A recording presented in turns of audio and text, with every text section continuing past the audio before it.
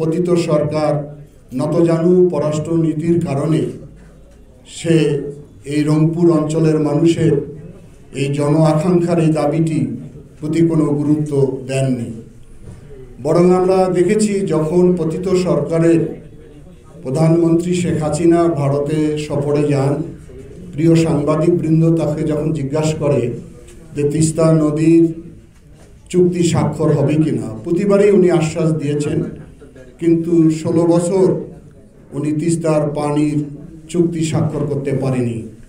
বরং পক্ষান্তরে আমরা যেটা জানি, মোদী সরকার হয়তো বলেছে যে তিস্তার পানি নেবেন না ক্ষমতায় থাকবেন। উনি ক্ষমতাটাকেই প্রাধান্য দিয়েছেন, যার কারণে তিস্তার চুক্তি স্বাক্ষর সম্ভব হয়নি। উনি প্রতিশ্রুতি দিয়েছিলেন জেলা স্কুলের মাঠে যে তিস্তা মহাপরিকল্পনা বাস্তবায়ন করা হবে। এটাও আপনারা জানেন যে আমাদের বন্ধু প্রতিম রাষ্ট্র চীন একটি সমীক্ষা করেছিল 2016 সালে। সেই সমীক্ষার ভিত্তিতে ওনারা একটি নকশাও প্রণয়ন করেছিলেন। সেই নকশার ভিতরে ছিল তিস্তা যে প্রশস্ত হয়েছে 8 থেকে 8.5 কিলোমিটার, এটাকে কমিয়ে ওরা 1.5 কিলোমিটারে নিয়ে আসবেন।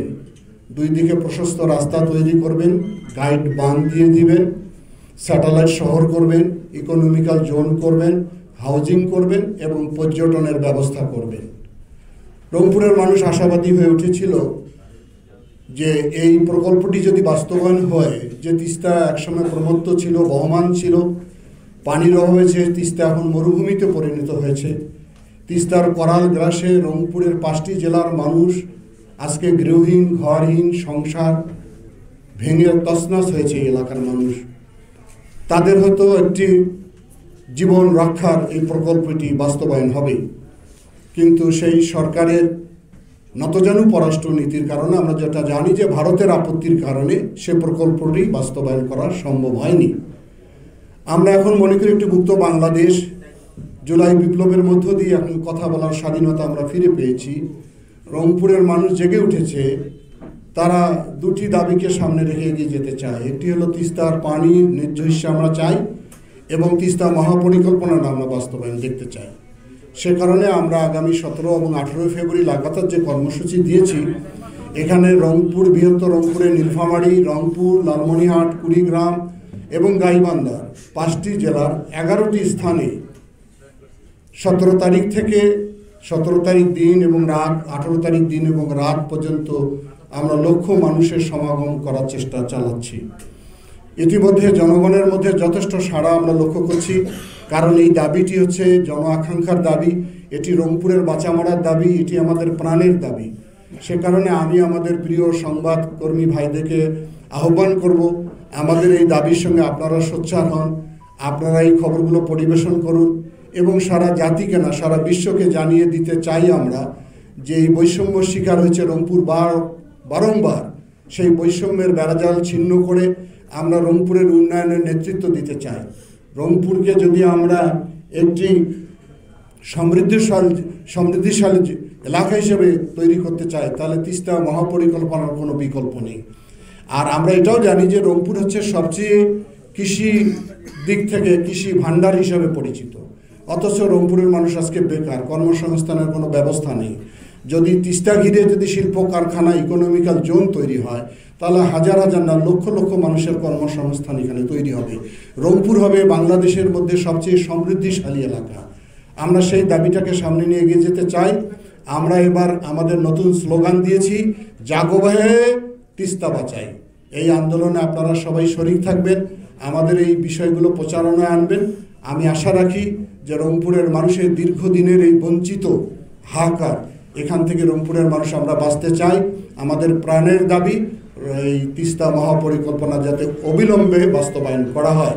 সাম্প্রতিক সময় সরকারের 2 জন উপদেষ্টা তিস্তা পাড়ে এসেছিলেন। একজন উপদেষ্টা বলেছিলেন যে এই বছরে ওনারা কিছু কাজ করতে চান, এটাতে আমাদের আপত্তি রয়েছে। এ কারণে বিক্ষিপ্ত বিচ্ছিন্নভাবে কাজ করে জনগণের ট্যাক্সের টাকা অপচয় করার কোনো প্রয়োজনীয়তা আছে বলে আমরা মনে করি না। আমরা মনে করি যে আমরা অনেক কষ্ট স্বীকার করেছি, দীর্ঘদিন অপেক্ষা করেছি, যদি একটু বিলম্ব হয় তারপরও আমরা চাই যে সম্মিলিতভাবে সমন্বিত পরিকল্পনার মাধ্যমে যাতে তিস্তা মহাপরিকল্পনা বাস্তবায়ন করা হয়। আমি এই বিষয়ে আমাদের বক্তব্য, আমাদের অবস্থানটা পরিষ্কার করেছি। জি ভাই, একটু শেষ করি এবারেই।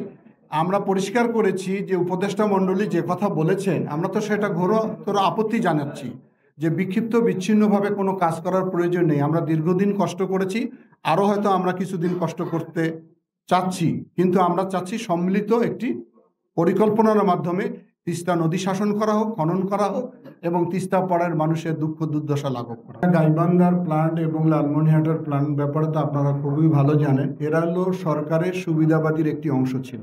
এই যে সরকার যে নদী স্বীকৃতি আইন, যেটা নদীতে জমি ভেঙে গেলে এটার মালিকানা আবার সরকার হয়ে যায়, আমরা এই দাবিটা উচ্চারণ করতে চাই যে যারা নদী ভেঙে ভূমিহীন হয়ে যায় সেই জমি যদি সরকার নিয়ে নেয় তো ওই লোকটা তো সর্বশান্ত হয়ে যায়। এই আইনটাও সংশোধন হওয়া প্রয়োজন, যাতে নদী যদি আবার পুনরায় জেগে ওঠে তাহলে পূর্বের মালিকেরই পাওয়া উচিত। আমি এই দাবির সঙ্গে একমত, আমি এই দাবিটা উচ্চারণ করতেছি।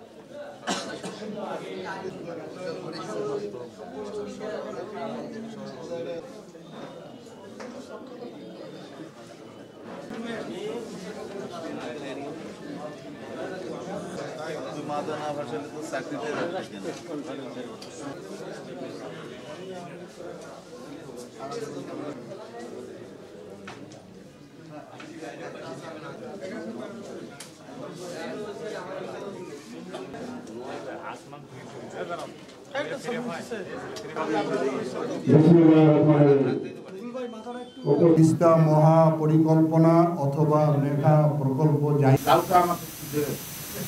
আপনি বলেন লাউটা আমার ছেলেরা পছন্দ করতে চাচ্ছে, এই জেডিং করতে আপনাদের কোনো আপত্তি আছে? ব্যক্তির আন্দোলন নয়, এটা কোনো গোষ্ঠীর নয়, এটি কোনো